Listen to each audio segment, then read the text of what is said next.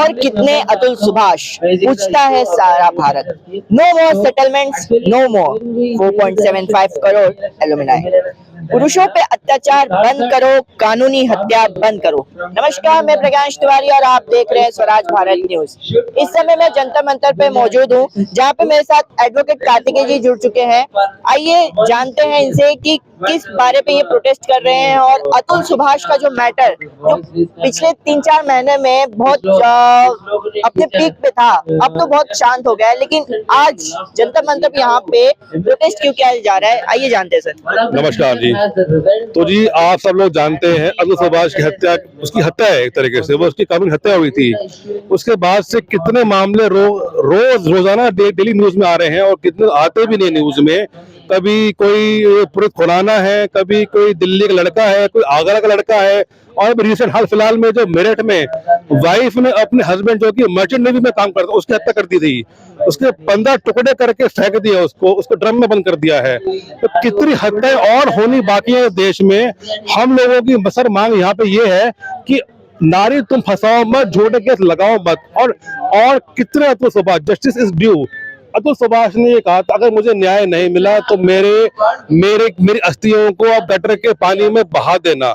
तो उसकी अस्थियों को गटर में बहाने का समय आ चुका है कि उसको तो अब न्याय नहीं मिला। और कितने आप अतुल सुभाष पैदा करोगे देश में, कितने लोग रोज मर रहे हैं देश में।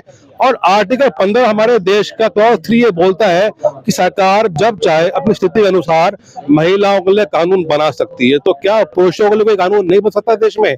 जहां पे पुरुषों के लिए कोई कानून नहीं है, वहीं औरतों के लिए स्पेसिफिकली वन साइडेड कानून है। 498 AIPC, section 85 BNS, 354 AIPC, 354 DIPC, 509 IPC, 376 IPC।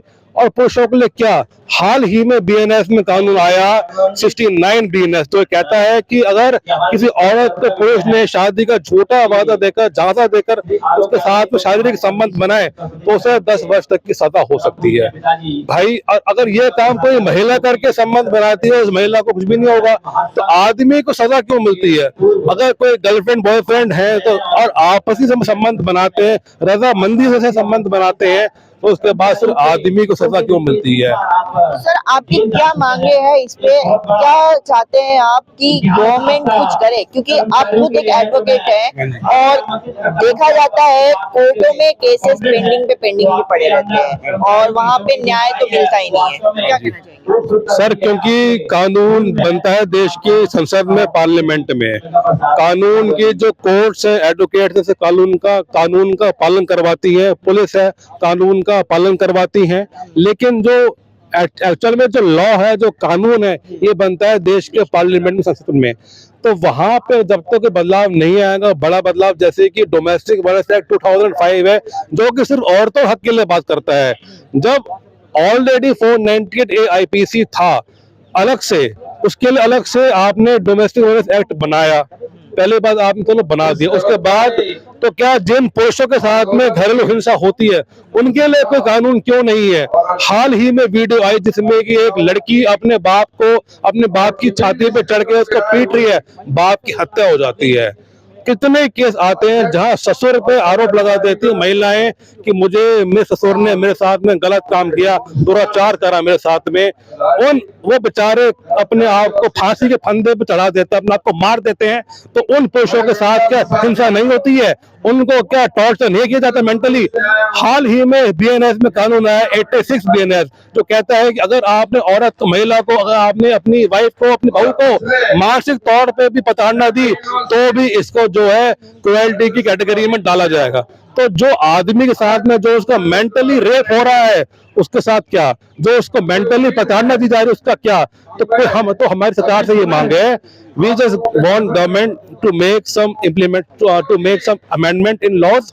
और हम चाहते हैं कुछ ऐसा कोई नया कानून में बदलाव आ जाए जिससे कि कोई ऐसा प्रावधान बने, अगर कोई औरत गलत काम करती है, गलत आदमी को झूठे केस में फंसाती है, तो उसको समान पनिशमेंट मिले जो उस आदमी को हुई है। अगर उस आदमी को उस आरोप की वजह से, उस केस की वजह से, झूठे केस में 6 साल 10 साल कोर्ट में गुजारने पड़े, तो उस महिला को भी वैसे ही सेम सजा मिले। और बरेली कोर्ट में एक केस हुआ था, वहां से शायद 6 महीने की सजा दी गई थी औरत को झूठा केस करने के ऊपर। तो उसी सेम अमाउंट की जो पनिशमेंट है वो मिले झूठे केस करने वाली महिलाओं को। हम सबके घर में माता है, बेटियां हैं, ये उनकी सुरक्षा के लिए भी एक सवाल निशान खड़ा कर देता है कि जो एक्चुअल में जो पीड़ित है उनकी सुनवाई नहीं होती फिर, क्योंकि लोग सोचते हैं कानून कोर्ट ये मानता है ये क्योंकि क्या पता ये भी झूठ बोल रही होगी। सर आपका क्या सजेशन है, कौन सा लॉ आना चाहिए, कौन सा एक्ट बनाना चाहिए? सर मेरे हिसाब से पहली बात ये है कि देश में नेशनल कमीशन फॉर वुमेन ये खत्म होना चाहिए, सिर्फ नेशनल ह्यूमन राइट कमीशन है ये होना चाहिए। सर अगर वुमेन्स का खत्म कर दे, क्योंकि अगर देखा जाता है सोसाइटी में पहले वुमेन पे बहुत ही अत्याचार हुए हैं, इसके लिए बनाई गई है। सही है आपकी, मैं आपकी बात से 100% अग्री करता हूँ, लेकिन अभी भी गाँवों में देखा जाता है, हिंदुस्तान में पूरी तरह से वुमेन पे जो अत्याचार होती है वो होती है। बिल्कुल होती है। हर एक 100 में से 90 केसेस तो सामने आते ही है। सामने आते हैं और वो बहुत गलत हो, लेकिन इन झूठे केसों की वजह से जो असली केस है वो छुप जाते हैं, वो ओवरलैप हो जाते हैं इस वजह से, क्योंकि झूठे केस इतना ज्यादा बढ़ चुके हैं। और कोर्ट ने खुद माना है 498A is a legal terrorism. Supreme court की जजमेंट है, कलकत्ता हाई कोर्ट की जजमेंट है, माननीय सुप्रीम कोर्ट ने बोला है कि ये 498A IPC is a legal terrorism, ये कानूनी आतंकवाद है। तो जब सुप्रीम कोर्ट तक मान चुका है तो हम तुम होते कौन है इस बात को नकारने वाले।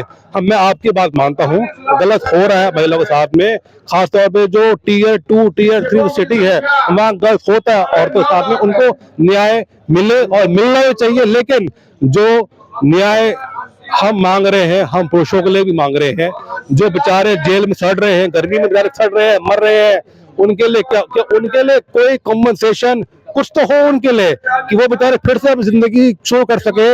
एक आदमी 10 साल 20 साल पॉक्सो केस में जो सजा है वो 10 साल की भी और 20 साल की भी सजा है। उस केस में अगर आदमी बुरा गलत फंस जाता है, ऐसे में उस आदमी की जिंदगी गई, जब जवानी गई तो बुढ़ापे का क्या करेगा वो आदमी। तो ऐसे में कोई प्रावधान आ जाए गवर्नमेंट की तरफ से, कोई स्कीम आ जाए कि झूठे केस में फंसने वाले जो विक्टिम है वो भी तो विक्टिम हुए ना, उनके लिए कुछ ऐसा लाओ कि वो अपना जीवन यापन कुछ अपना कमा सके और अपनी रोजी रोटी का इंतजाम कर सके।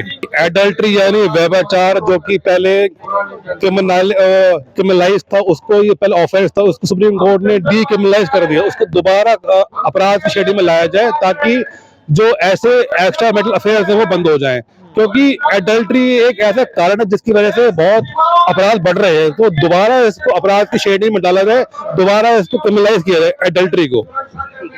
तो अब देखना ये होगा कि सरकार इस पे कोई एक्शन लेती है, कोई प्रावधान बनाती है या नहीं। देखते रहिए स्वराज भारत न्यूज। ऐसी खबरों के लिए सब्सक्राइब करें स्वराज भारत न्यूज।